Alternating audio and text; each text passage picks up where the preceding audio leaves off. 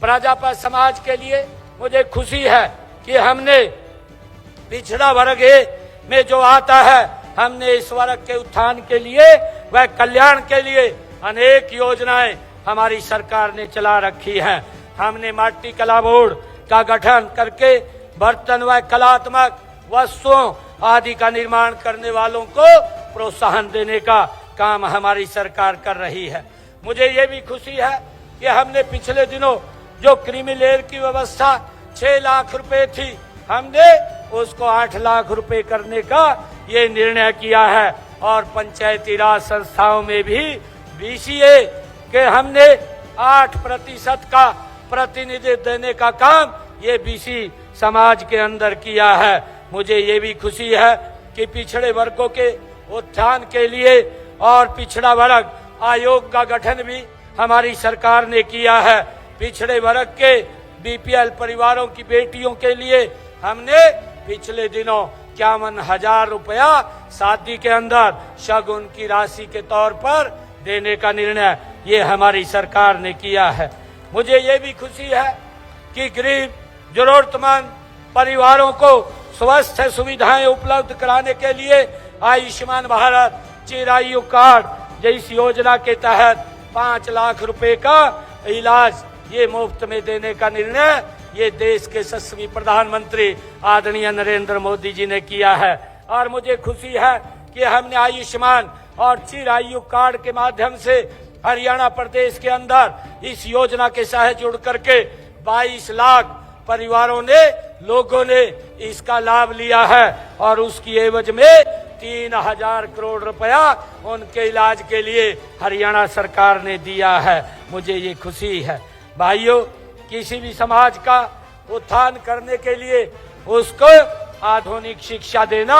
ये जरूरी है। और मुझे खुशी है कि हमने गरीब के लिए बच्चों की पढ़ाई का खर्च उठाना बहुत मुश्किल है, इसलिए पिछड़े वर्ग के समाज के ऐसे परिवार जिनकी इनकम 3 लाख रुपए तक की है, उन परिवारों को अगर देश में वो पढ़ाई करते हैं तो 15 लाख रुपए और अगर विदेश में पढ़ते हैं तो 20 लाख रुपए 4% ब्याज पर देने का निर्णय ये हमारी सरकार ने किया है, ताकि बच्चे अपनी पढ़ाई को अच्छी तरह से कर सके। हमने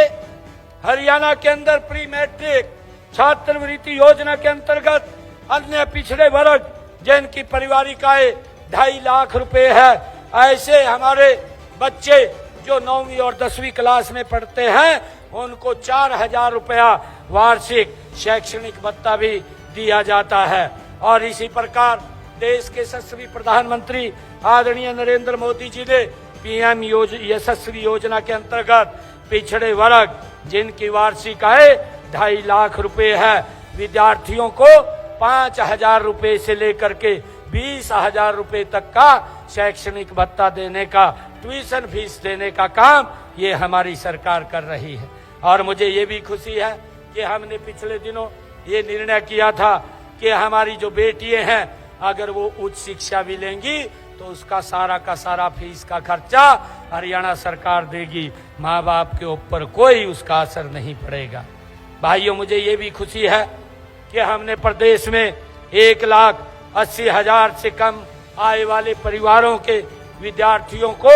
12वीं कक्षा तक फीस हमने उनकी माफ की है तथा मुफ्त पुस्तकें, वर्दी और लेखन सामग्री भी दी जा रही है। ऐसे परिवारों की बेटियों की हमने 12वीं तक तो सभी बच्चों की फीस को माफ किया है और 12वीं से ऊपर बेटियों की फीस को भी माफ करने का काम ये हमारी सरकार ने किया है। मुझे खुशी है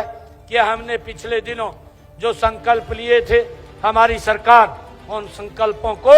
गति से आगे बढ़ा रही है। 217 संकल्प हमने विधानसभा के अंदर लिए थे और 217 में से 41 संकल्प पूरे कर लिए हैं। मुझे खुशी है कि इस साल के अंत तक 90 संकल्प और इसमें जुड़ जाएंगे और हमारी सरकार ये गति से काम कर रही है।